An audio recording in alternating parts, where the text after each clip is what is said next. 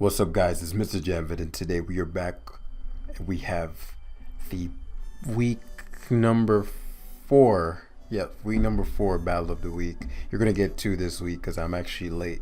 So this is supposed to be uploaded last week, and I actually forgot that I had the message. So my apologies for the lateness on this. I believe this one is Reti versus a guy named YippeeDreepy, and yeah. Let's get started with the trailer. Here in this game, we see how players can utilize both strong breakers and seemingly unbreakable walls alongside a high level of awareness to preserve these win conditions.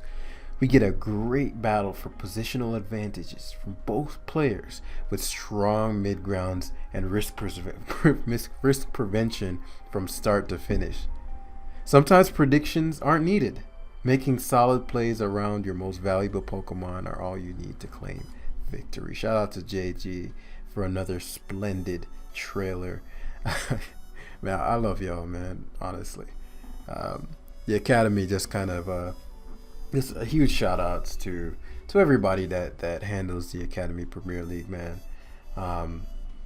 It's sometimes I'll just be looking at the chat because I'll have only a few minutes, or not a few minutes, but yeah, I guess a few minutes, and then I just see the flourishing or them handling toxic users, and just how the Academy has been blossoming the past couple weeks. Honestly, is very reflective of how it used to be in the beginning. It once was such a flourishing place, and a few users came in, and the thing with chat, since it's just one feed, if 3 users are just terrible, toxic, never contributing anything, it can ruin the entire chat and just ruin the presence. So I really do appreciate them reinvigorating and just bringing life back.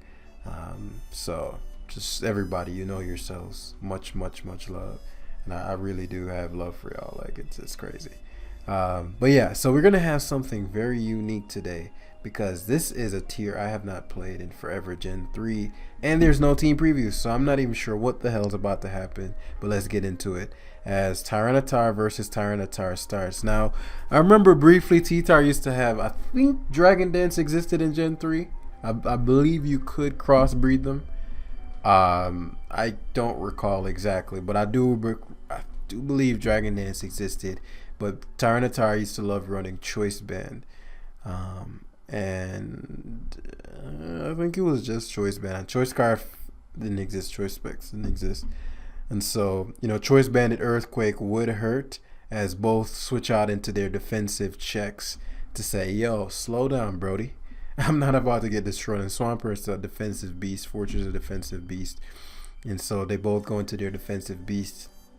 As he pivots into Moltres, as he lays up spikes.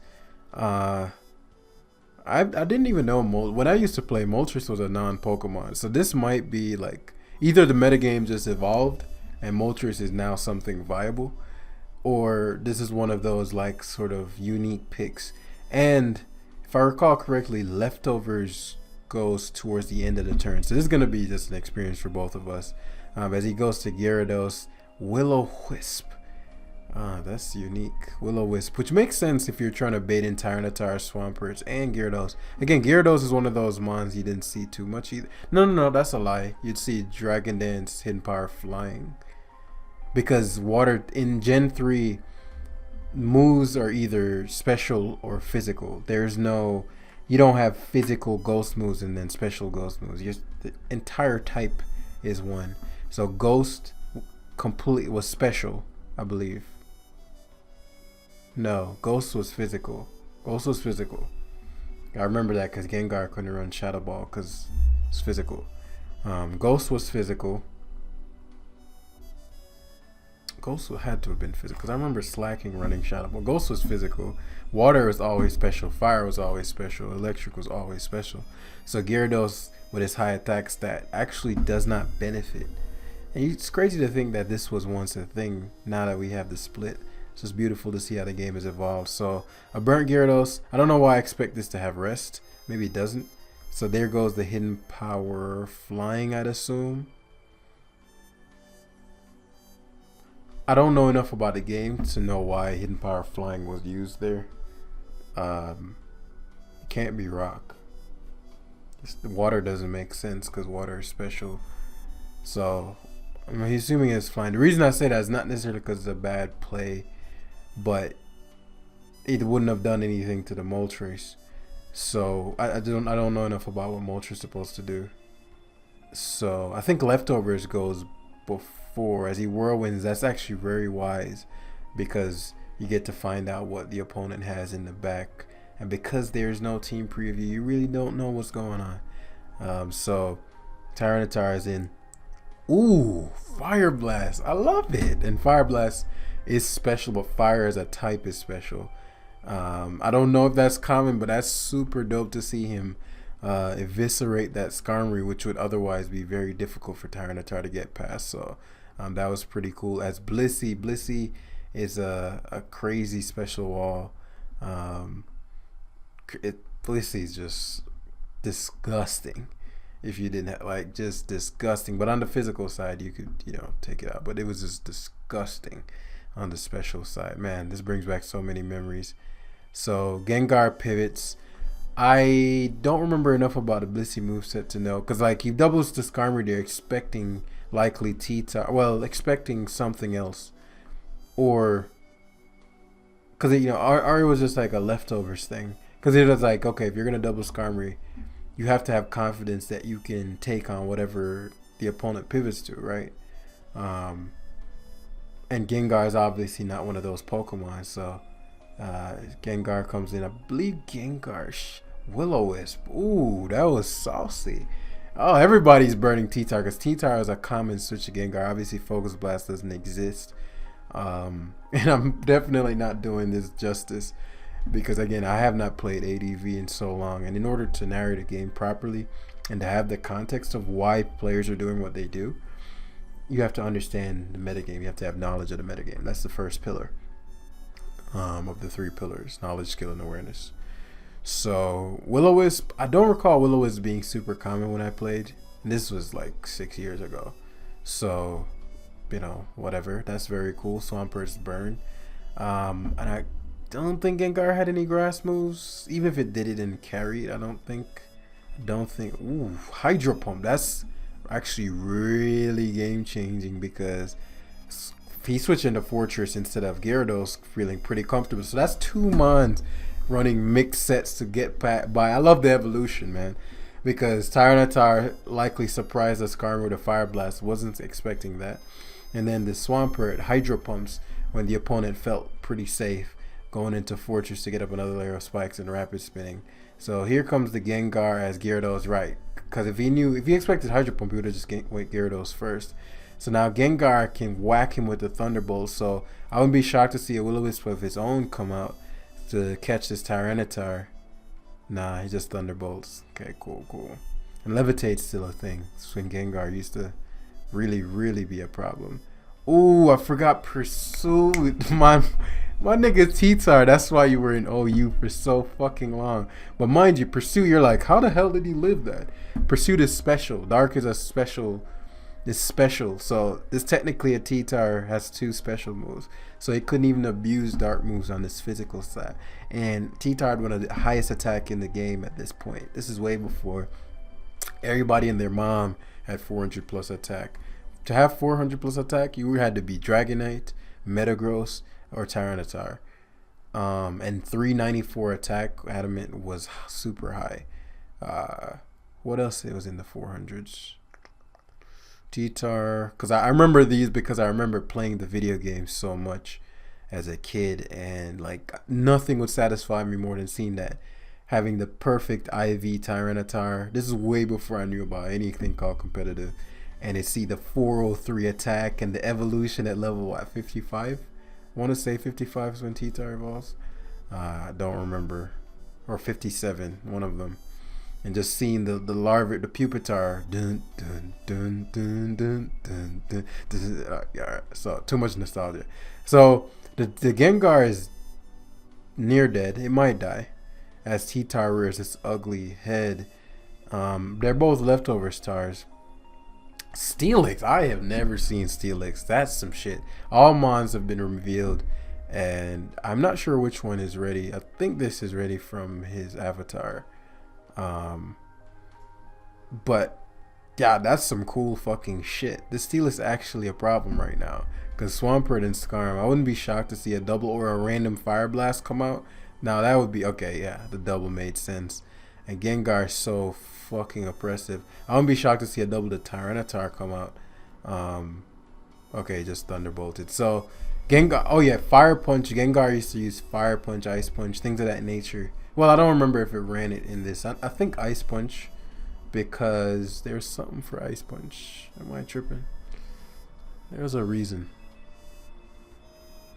And it's gonna come to me because they weren't real. Salamence was a Dragon Dance Mince and Bandit Mince with a. Ooh, that brings back so many memories.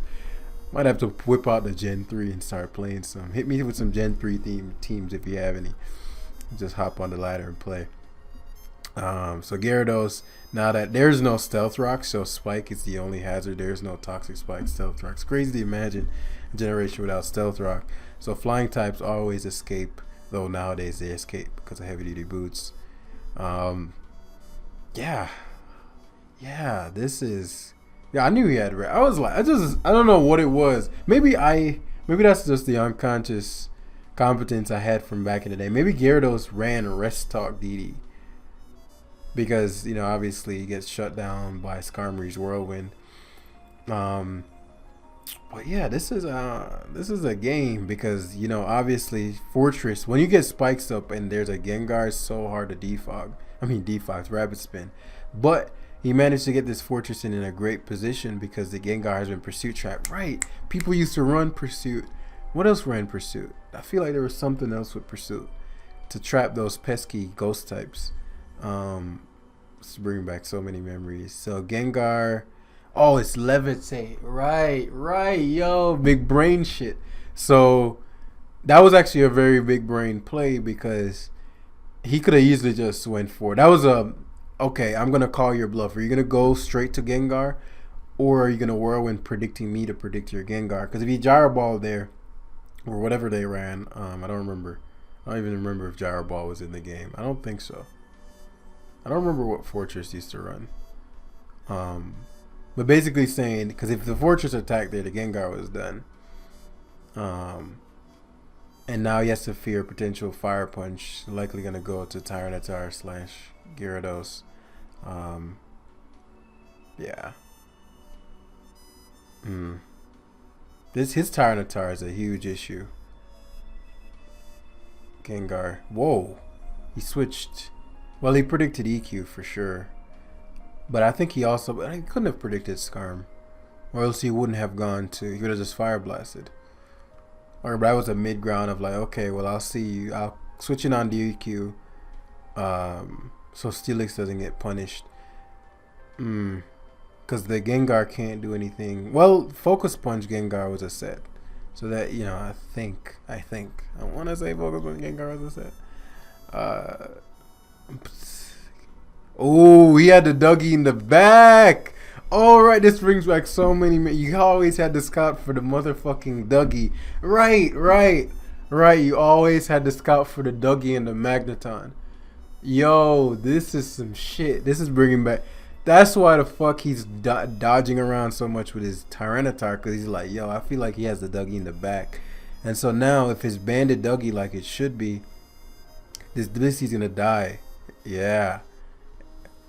Oh shit.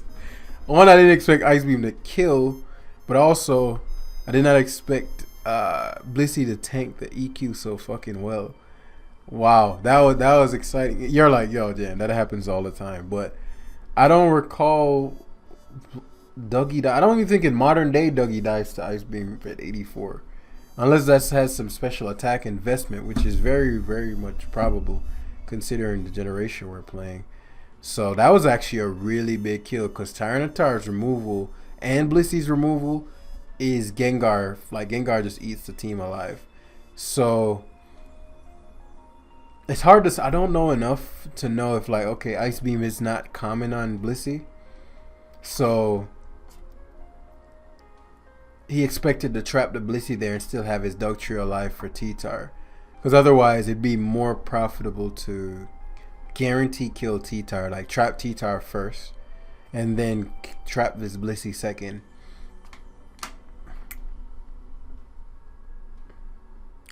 Because now, I mean, the T-Tar is in a great position. So Blissey gets sacrificed and he crunches, which is a special move, as I said. It seems to be fully special T-Tar.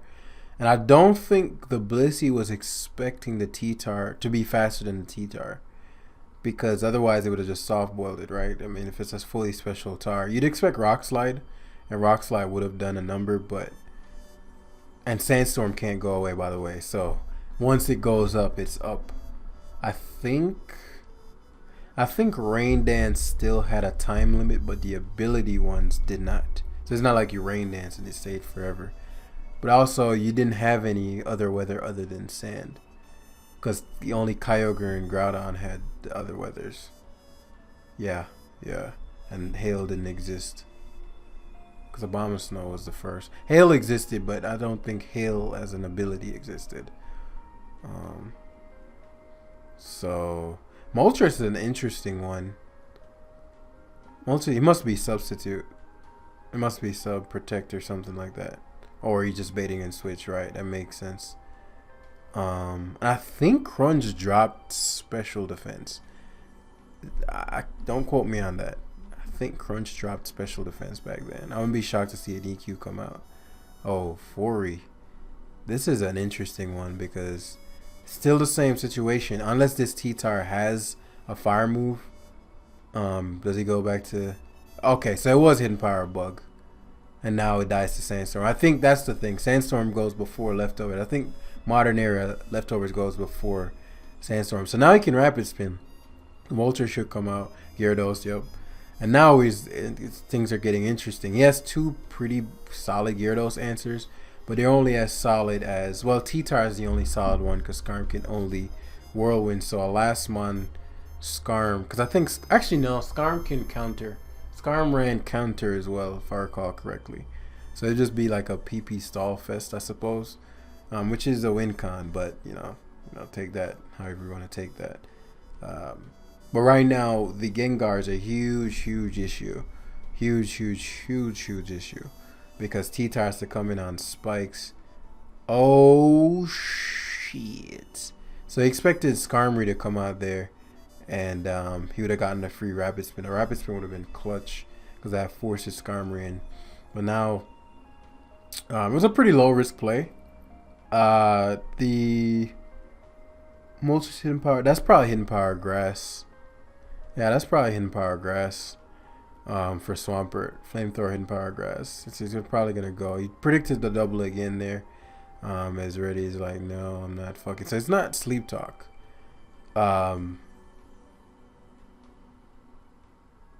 Oh, that sucks. Because I think it might be one. I think it was in spike range. So it just says, fuck it, I'll sack it and go to, goes back to Gyarados. So it wants to heal. Oh yeah, the Sandstorm came after it. So when you die, if you notice, the turn didn't end until the Gyarados came. This shit brings back so many memories. The turn didn't end until, let's say, rest probably again. Yup. And now we're going to see a roar. It's trying to get roared into Tyranitar. But the T-Tar is toxic and and depending on the Steelix, if this is Max Spadef, he'll live. And then just, he won't KO with Rock Slide though. This Moltres is actually low-key just a problem. It's not even low-key. It's just a problem. Okay. I think the opponent may have predicted Gyarados there. Not expecting Protects. I wouldn't be shocked to see a double back. Rock Slide's here predicting... Well, there's almost 0% chance he goes for EQ. So I can see the Rock Slide being a relatively safe decision. You're like, okay, fuck it. I'm going to predict you to double back to Gyarados or Gengar to change the swing of things. Let's see what he does. He roars, yeah. Because I think Steelix only ran... What? I think EQ and Toxic, maybe? I don't remember what Steelix ran. Um, oh, the whirlwinds. Okay. Yeah. So like that Gengar is an issue, and Moltres does not have rest, so Gengar can punish. And Steelix coming in is a huge deal because it's his best Tyranitar solution left. That Tyranitar is an issue. Protect, I think Whirlwind goes through. No. That's new. That's this gen. Protect could block Whirlwind, and this Skarm is back up. Tyranitar is like he's getting horrible rolls on the Whirlwinds. Ooh, that's a big miss. That's a big miss, especially because Gengar came in next. That's a big miss, but it is what it is. As you're likely gonna, yeah, Ice Sponge. I figured he did. So you could predict Swampert to come in. So that's where that miss probably end up biting him big time, because I don't think the opponent would have left the Skarmory otherwise, unless there's something I'm missing in his Dragon Dance Tyranitar, and he just DDs with enough damage on the Steelix and wins, which is certainly a possibility, because DD Tar wasn't like max speed or anything like that. So there's a Dragon Dance. So what I'm thinking here is like perhaps the Gyarados has a special move plus hidden power flying, or it could be Earthquake. I think Earthquake was what they ran, so they could hit T-Tar.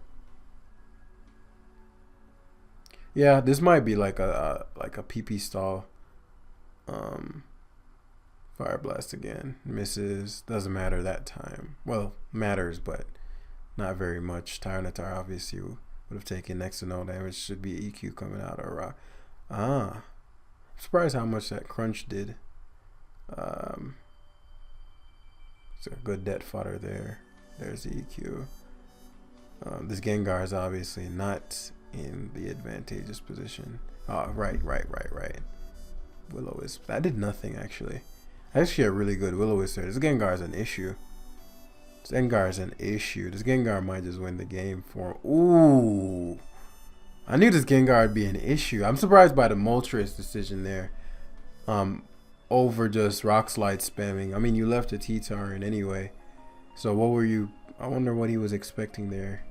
That wasn't the first time he showed Thunderbolt. So maybe he wants to free switch in the swamp. No, I guess that's not the case because he goes back to Tar here and gets crit. I'm pretty sure that was a 2-hit KO, considering the crit kill. Crits ×2. So now I think this Gengar might just body, because Torrent range Hydro Pump will destroy, so he has to go to Gyarados here, or sack Steelix on the mid ground, just in case. I guess he had hidden power electric or something. Protect Hydro Pump. That's very cool. And the Swampert. Let's see, leftovers. 26%. Oh, so burn. Okay, burn does more than leftovers. Because I was like, I feel like the Swampert is losing health.